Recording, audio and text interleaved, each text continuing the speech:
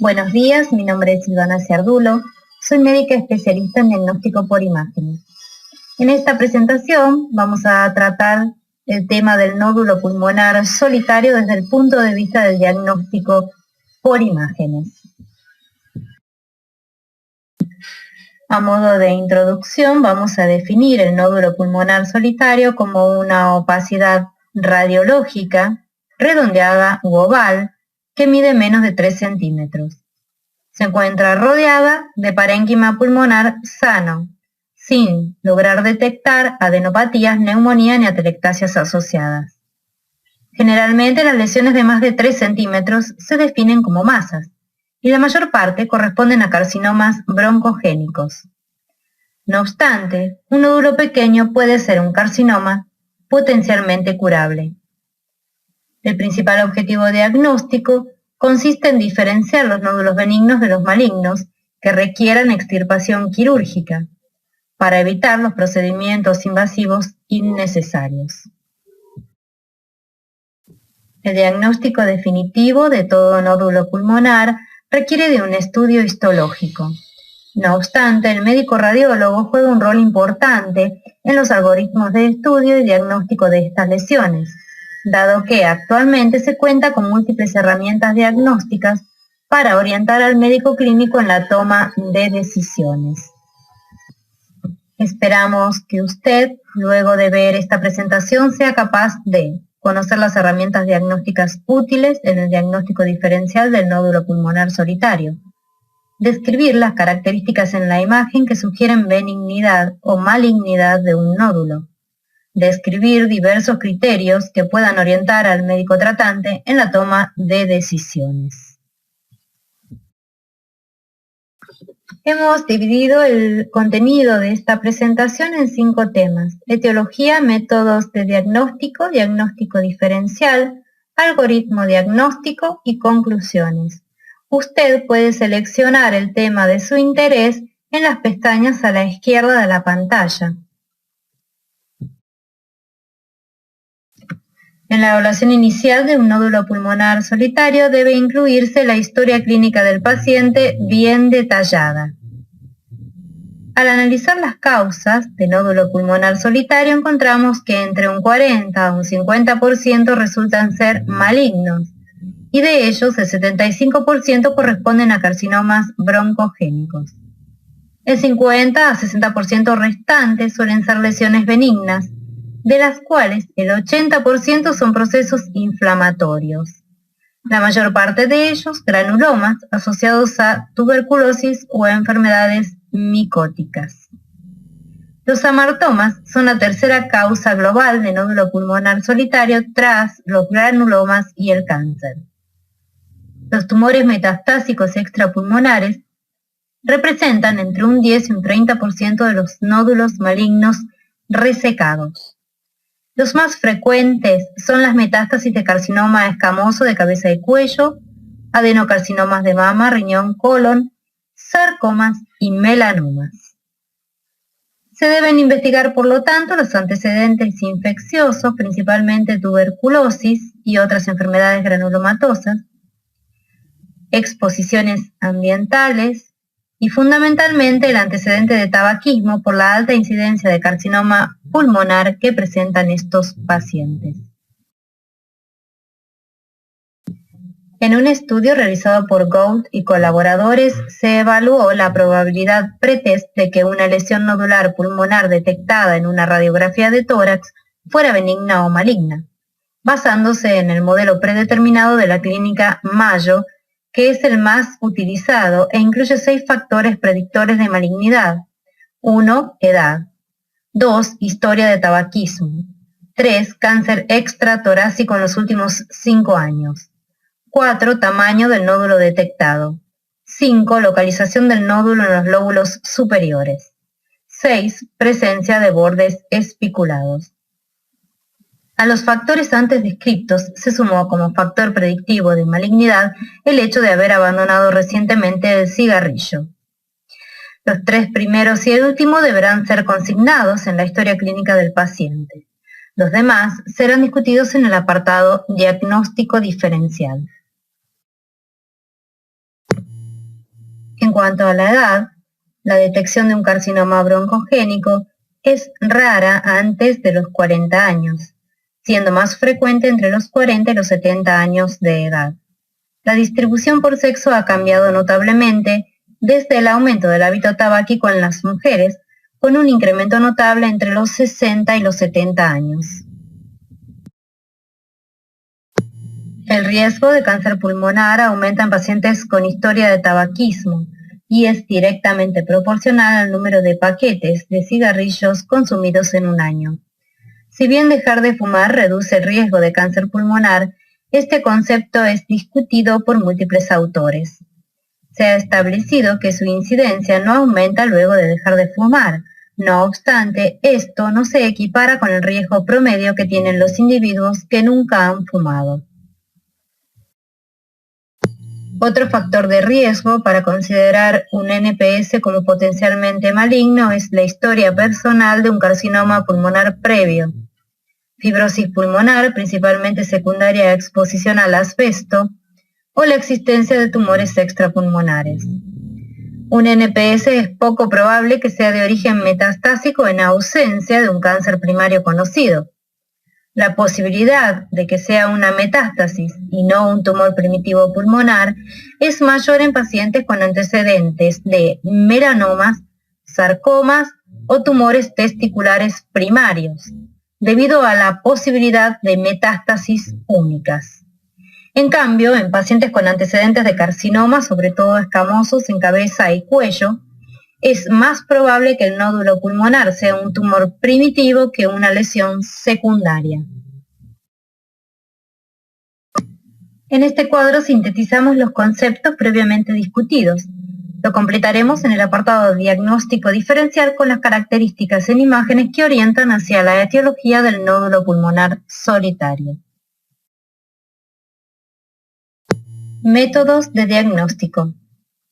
Entre los objetivos más importantes de la evaluación del nódulo pulmonar solitario están la posibilidad de realizar un diagnóstico precoz del cáncer de pulmón, puesto que hacerlo en estadio 1 de la enfermedad aumenta notablemente la supervivencia hasta cerca del 70% de curación, en un tipo de tumor en el que la mortalidad global alcanza el 80%.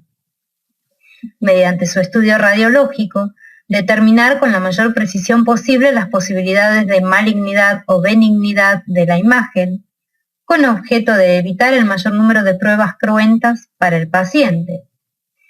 Sin embargo, el diagnóstico definitivo solo puede conocerse por biopsia. Dentro de los métodos de diagnóstico existen múltiples opciones y diferentes protocolos de estudio y algoritmos, todos enfocados en la detección de los criterios de benignidad o malignidad, con el fin de orientar de manera efectiva la conducta a seguir en dichos pacientes y evitar procedimientos intervencionistas injustificados. Los exámenes radiológicos simples, es decir, las radiografías en sus modalidades analógica o digital, la tomografía axial computada y más recientemente la tomografía computada helicoidal o multidetector, tanto con técnicas convencionales como dinámicas, han sido objeto de numerosos trabajos de investigación. Por otra parte, la tomografía por emisión de positrones con fusión por TC permite, además, una evaluación morfológica y metabólica del nódulo pulmonar solitario. La resonancia magnética no se ha incorporado a los métodos habituales de evaluación. Sin embargo, es muy probable que en el futuro sea importante para la caracterización de estos nódulos. Radiología. La radiografía de tórax es el método de rutina utilizado en controles periódicos de salud, y aquel por el cual se suele detectar la presencia de un nódulo pulmonar solitario en aproximadamente 1 de cada 500 pacientes. Sin embargo, es necesario tener en cuenta que un nódulo pulmonar es detectable por este método cuando supera los 9 milímetros de diámetro, y que incluso nódulos de mayor tamaño pueden pasar desapercibidos debido a la superposición de estructuras óseas por defectos técnicos, etc. Cerca del 90% de los nódulos pulmonares solitarios diagnosticados por este método en un nuevo examen del tórax son visibles en análisis retrospectivos de radiografías previas. Por este motivo, a la hora de evaluar una radiografía de tórax es de suma utilidad realizar un análisis comparativo con radiografías anteriores. Algunas de las ventajas de la radiografía digital sobre la analógica son la mejor resolución espacial, permite el procesado de la imagen, facilidad para su archivo y transferencia, el estudio es más rápido y generalmente no requiere repeticiones, se pueden aplicar filtros de detección y diagnóstico asistido por computadora. Todo esto redunda en una menor cantidad de falsos negativos o falsos positivos en el diagnóstico. Este es un ejemplo de un falso positivo en una radiografía de tórax. Vemos en las imágenes a la izquierda de la pantalla una opacidad nodular proyectada sobre un arco costal. En las distintas incidencias, la imagen persiste sobre la costilla. La tomografía computada a la derecha demostró que se trataba en realidad de un osteoma costal y no de un nódulo pulmonar. En este caso presentamos un falso negativo. En la radiografía de tórax, una de las áreas ocultas es la región de la primera articulación condrocostal y la articulación esternoclavicular. Podemos ver en la imagen una ligera asimetría en la densidad, siendo mayor del lado derecho. Sin embargo, no es posible identificar una formación nodular. En la tomografía computada se demostró la presencia de un nódulo de contornos espiculados en la región. Tomografía computada. Todos los pacientes que evidencian un nódulo pulmonar solitario en una radiografía de tórax deben examinarse con tomografía computada, preferentemente con técnica de alta resolución, con el objetivo de lograr una mejor caracterización del mismo.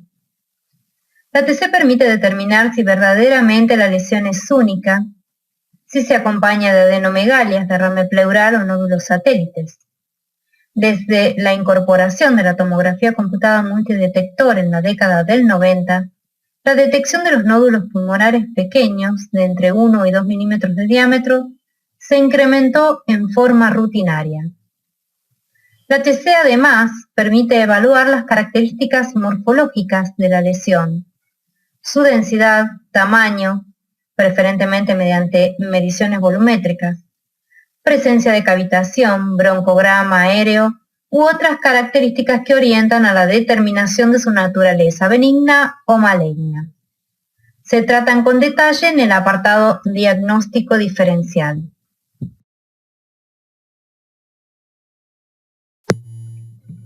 En este paciente, la imagen radiológica simula un nódulo pulmonar.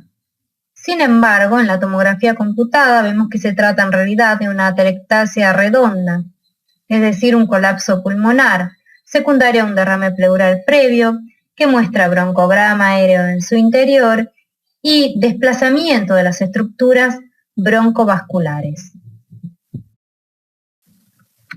En un paciente con diagnóstico de tuberculosis vemos la imagen radiológica nodular a la izquierda de la pantalla. En la tomografía computada, el nódulo de contornos espiculados mostraba múltiples imágenes nodulillares alrededor del mismo que sugieren la etiología granulomatosa. La presencia de lesiones satélite generalmente sugiere benignidad, aunque ocasionalmente pueden aparecer en lesiones malignas. Esto ocurre cuando el tumor surge en el lecho de una infección preexistente, antigua o reciente. Tomografía por emisión de positrones fusionado con tomografía computada o PET-TC. Este estudio se utiliza cada vez más en el diagnóstico, estadificación y seguimiento de los pacientes oncológicos. A diferencia de la tomografía computada y la resonancia magnética, que se basan en los cambios morfológicos, El PET es un estudio metabólico que utiliza 18-fluorodesoxiglucosa o FDG como radiotrazador. La sustancia se distribuye en el organismo en forma análoga a la glucosa. Actualmente el PET se realiza conjuntamente con tomografía computada en equipos denominados híbridos, lo que permite fusionar los hallazgos metabólicos del PET con las estructuras anatómicas en la tomografía computada, aumentando de esta manera y en forma significativa la sensibilidad y especificidad del método. El PET-TC constituye una nueva herramienta cuyo uso es cada vez más frecuente en la evaluación de los nódulos pulmonares solitarios, basándose en la presunción de que un nódulo maligno captará ávidamente la FDG dado su mayor metabolismo, y un nódulo benigno no lo hará. Para determinar cualitativamente la captación de una lesión, se la compara con la captación de fondo de los vasos del mediastino. Por otro lado, para cuantificar en forma objetiva la captación de la lesión, se calcula el SV, considerándose a una lesión como potencial maligna cuando dicho valor es superior a 2.5, con una alta sensibilidad del 96% y especificidad entre el 70 y el 90%. El PET, además, puede proporcionarnos información sobre la etapificación del proceso. Pese a todo lo dicho anteriormente, la técnica es cara y de aplicación limitada por el escaso número de centros que cuentan con medios para realizarla. Diagnóstico diferencial. Las características morfológicas de un nódulo pulmonar solitario deben evaluarse con detenimiento, ya que tienen implicancias diagnósticas cuando presentan apariencia típica de benignidad o malignidad. No obstante, en ocasiones, por sus características, los nódulos son inespecíficos, y es entonces cuando los diferentes protocolos y métodos diagnósticos adquieren importancia. Las características morfológicas a evaluar en un nódulo pulmonar solitario son su tamaño, características densitométricas y de atenuación, y sus márgenes. Veremos cada uno a continuación con mayor detalle. El tamaño de un nódulo pulmonar solitario no es un predictor fidedigno de benignidad. Sin embargo, los tumores de mayor tamaño, cercanos a los de 3 centímetros de diámetro, tienen una mayor probabilidad de ser malignos. Más del 90% de los nódulos menores de 2 centímetros son benignos. El estudio de screening realizado por el CAP mostró que solo el 8% de las lesiones menores de 1 centímetro de diámetro fueron malignas. Para medir los nódulos pulmonares, muchos radiólogos utilizan medidas bidimensionales, ortogonales, en los ejes corto y largo de la lesión. Sin embargo, debemos tener en cuenta que un aumento en el diámetro del nódulo del 26% refleja una duplicación del volumen del mismo.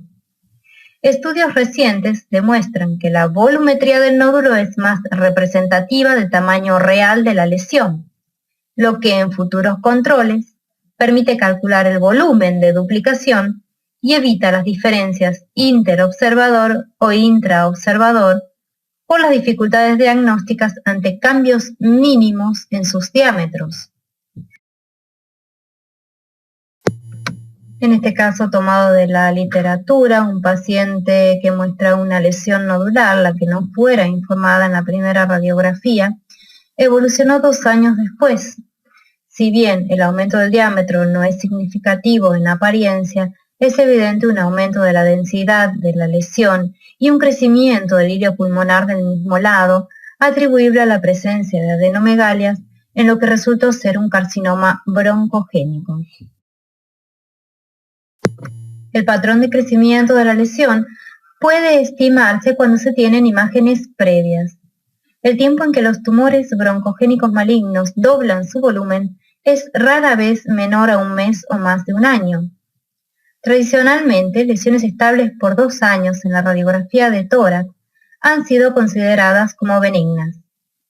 Sin embargo, carcinomas broncoalveolares y carcinoides pueden permanecer ocasionalmente estables por 2 años o más. Por lo tanto, esta regla de los 2 años, seguidas con radiografías de tórax, debe ser usada con cautela. La tomografía computada de alta resolución permite mejorar la estimación del tamaño nodular y de sus características de crecimiento. Una radiografía de tórax simple permite detectar cambios en el tamaño cuando este es de 3 a 5 milímetros.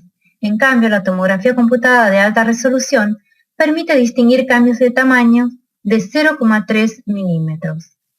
De esta forma parece razonable el uso de la regla de los 2 años, pero utilizando como método de seguimiento la tomografía computada de alta resolución, que permite mediciones exactas del crecimiento del nódulo. En cuanto al seguimiento, aunque la frecuencia óptima de seguimiento no ha sido establecida aún por ningún estudio, la recomendación cada 3 meses durante el primer año luego de descubierto el nódulo y cada 6 meses al año siguiente parece segura, siempre y cuando se utilice, como decíamos anteriormente, la tomografía computada de alta resolución como método de diagnóstico. Otra forma de caracterizar un nódulo pulmonar solitario es teniendo en cuenta su atenuación, dividiéndolos en este caso en nódulos sólidos, parcialmente sólidos, nódulos mixtos, y los nódulos no sólidos, también denominados en vidrio esmerilado. Los nódulos sólidos son los más frecuentes y tienen menor índice de malignidad que los parcialmente sólidos. Aquellos mixtos con área en vidrio esmerilado suelen ser malignos principalmente si la parte sólida es redonda y mayor de 15 milímetros. La detección de los nódulos pulmonares mixtos o en vidrio esmerilado ha aumentado significativamente con el uso de la tomografía computada multidetector, que emplea cortes finos de 0,6 a 2 milímetros de espesor y adquisiciones con alta resolución tiempo-espacio. Sin embargo, la caracterización de estos nódulos constituye un verdadero desafío, por un lado debido a que en muchas ocasiones se plantea una gama muy variada de diagnósticos diferenciales y por el otro es posible que, si las lesiones son pequeñas, no se muestren como diagnósticas en la biopsia por aspiración o por videotoracoscopía. Aquellos pacientes con lesiones de menos de 1 centímetro, redondeadas de aspecto nodular y en vidrio esmerilado, requieren un seguimiento estricto con tomografía computada para detectar cambios en el tamaño, densidad, márgenes o componentes sólidos de estas lesiones. En el año 1995, Noguchi y colaboradores propusieron un sistema de clasificación histológico de los adenocarcinomas a partir de la presencia o no de un componente bronquiolo-alveolar. Siguiendo esta línea, Suzuki planteó una nueva clasificación de los adenocarcinomas mediante tomografía computada con cortes de alta resolución, dividiéndolos en 6 tipos, desde el adenocarcinoma con puro vidrio esmerilado hasta el adenocarcinoma puramente sólido que constituía el tipo 6.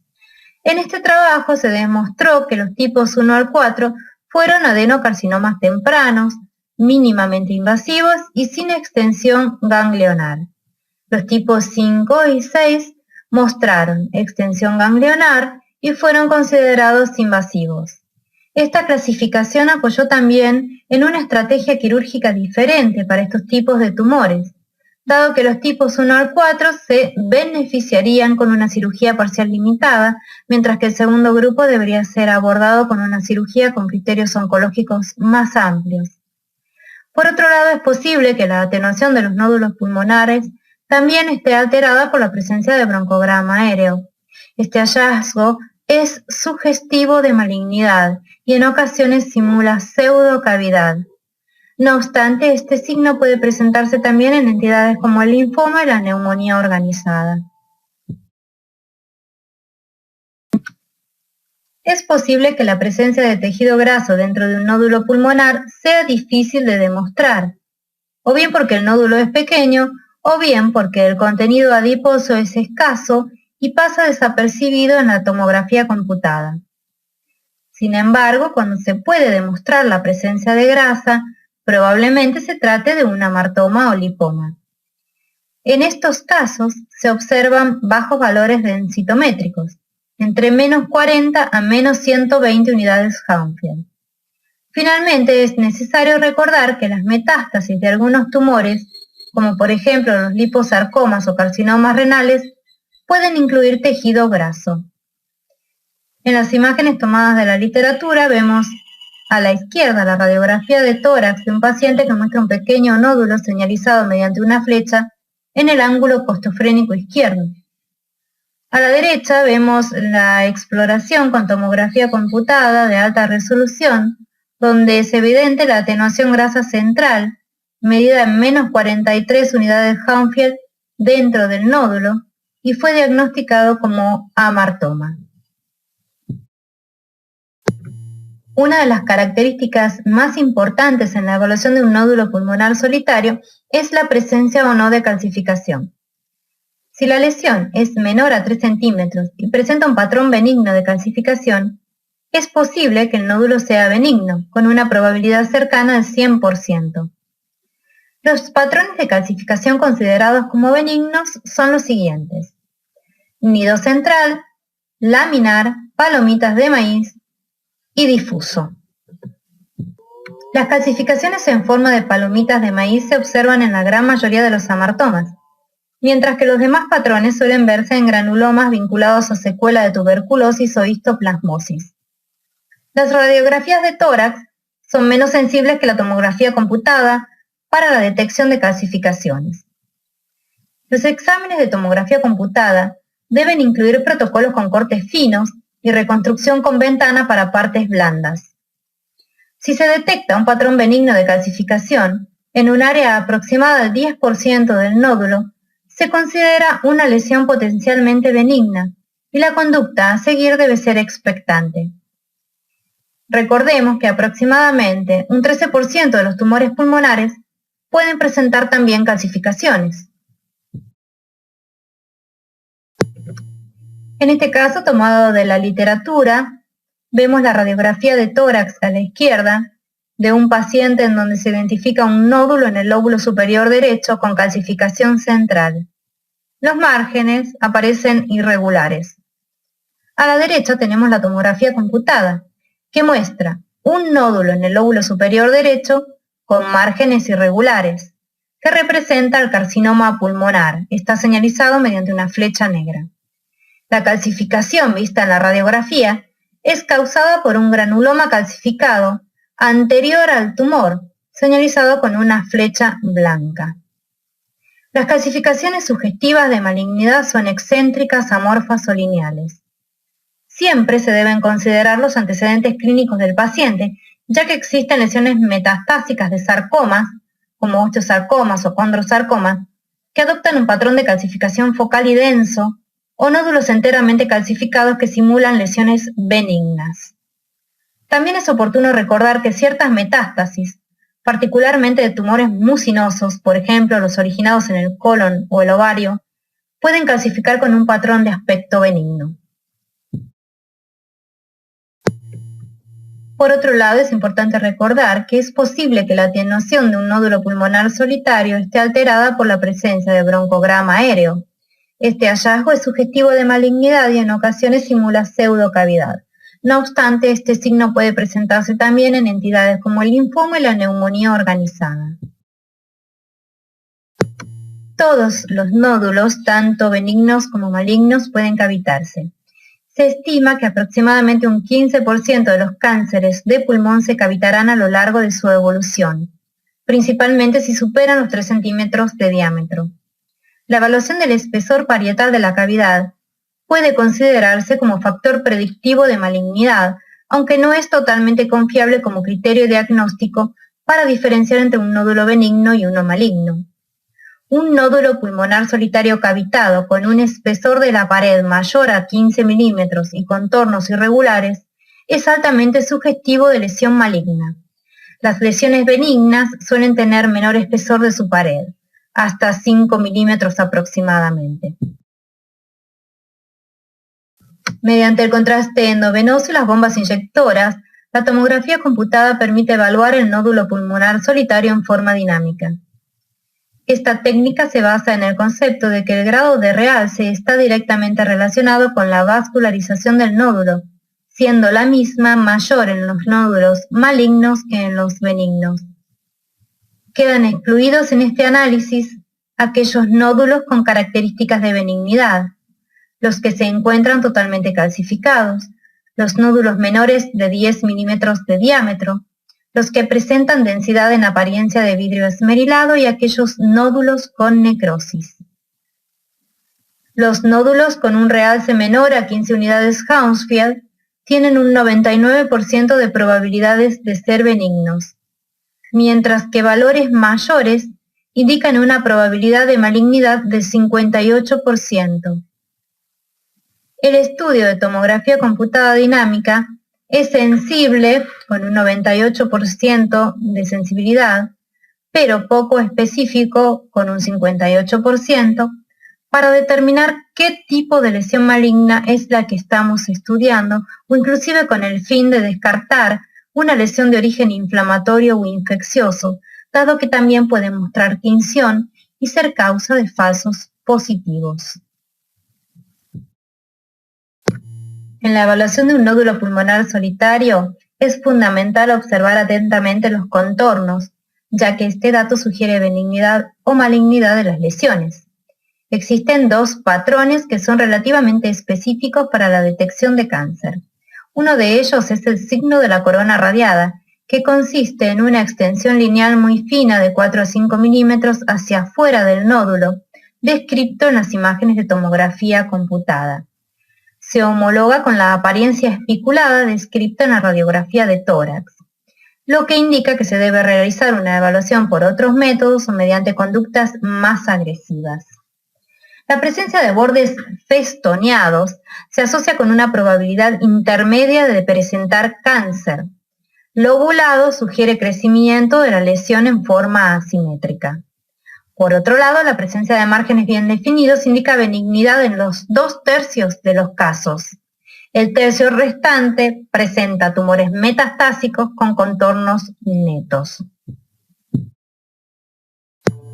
De esta manera podemos completar el cuadro que presentábamos en el apartado Etiología, considerando las características morfológicas del nódulo. Nódulo pulmonar solitario indeterminado. En la bibliografía especializada no existe un consenso uniforme acerca del tratamiento de aquellos nódulos clasificados como indeterminados luego de múltiples exámenes diagnósticos. En aquellos pacientes con una probabilidad intermedia o alta de lesión maligna por la historia clínica y los hallazgos en imágenes, se debe recurrir al diagnóstico histológico de la lesión, ya sea por punción-aspiración con aguja fina o cirugía. Para los pacientes con bajo riesgo se recomienda el seguimiento clínico y seriado por imágenes, preferiblemente tomografía computada. Los nódulos descubiertos mediante radiografía de tórax, que corresponden a pacientes con muy baja probabilidad, como por ejemplo no fumadores y menores de 30 años, pueden seguirse con radiografías. Se considera que luego de 2 años de control, un nódulo estable es una lesión benigna y no deberá seguir siendo controlado con tomografía computada.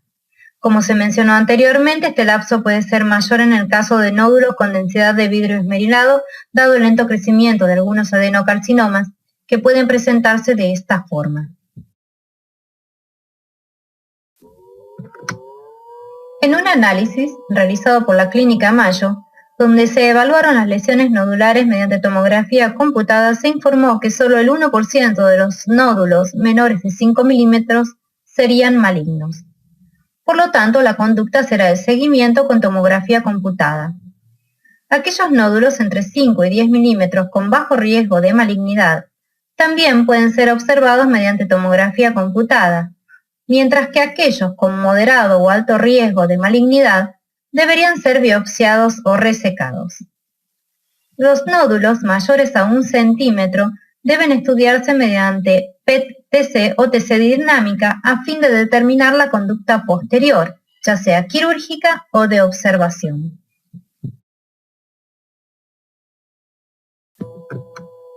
Conclusiones. La evaluación de los nódulos pulmonares solitarios sigue siendo compleja. Por otro lado, los nódulos milimétricos se detectan cada vez con mayor frecuencia gracias al avance tecnológico traducido en el desarrollo de equipos con mayor poder de resolución. Todavía hay mucho por aprender acerca de su biología y comportamiento, aunque es evidente que el grado de crecimiento de los nódulos malignos varía ampliamente. Las características morfológicas aportan indicios acerca de la probabilidad de malignidad o benignidad, al tiempo que los estudios dinámicos con contraste permiten revelar el comportamiento vascular de estas lesiones de acuerdo a sus parámetros de tinción. Hoy en día se conoce mucho más profundamente el metabolismo de las lesiones gracias al método PET-TC, que constituye una herramienta fundamental en la evaluación de los nódulos pulmonares solitarios, principalmente en los pacientes de riesgo elevado. La biopsia por aspiración con aguja fina es un procedimiento importante llevado a cabo a través de la guía que aporta la tomografía computada, lo que permite prescindir de la cirugía si el procedimiento arroja un diagnóstico específico de una lesión benigna. De esta forma, los métodos por imágenes son los pilares fundamentales de la caracterización de los nódulos pulmonares, lo que en muchos casos permite llegar al diagnóstico correcto e identificar a partir de parámetros morfológicos, metabólicos y de tinción la naturaleza de estas lesiones. Esta es la bibliografía de consulta utilizada en la elaboración de esta presentación.